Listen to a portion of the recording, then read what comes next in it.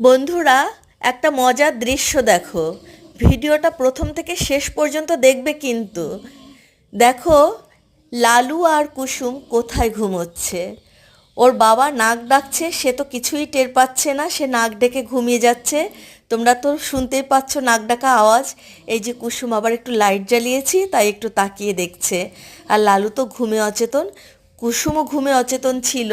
তো আমি আর ভিডিওটা না করে পারলাম না, এরকম দৃশ্য দেখে আর ভিডিওটা না করে পারলাম না।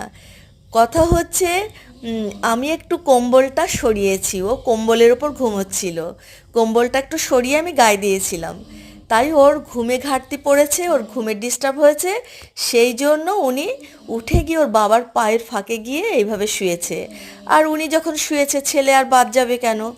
লালুও এসে ওর মায়ের গলা জড়িয়ে ধরে, দেখো মা আর ছেলে কি আরামে ঘুমোচ্ছে ওর বাবার পায়ের ফাঁকে। আর ওর বাবা তো ঘুমোচ্ছে, কিছুই টের পাচ্ছে না, সে তো নাক ডাকছে। কি মজার দৃশ্য না? এরকম ভিডিও না করে পারা যায়? তো আমার তো দেখে খুব মজাই লাগলো, খুব হাসিও পেলো। দেখো কি সুন্দর আরামে ঘুমোচ্ছে এরা। তো আমার প্রোগ্রাম যদি তোমাদের ভালো লেগে থাকে তাহলে লাইক করো, কমেন্টস করো, শেয়ার করো।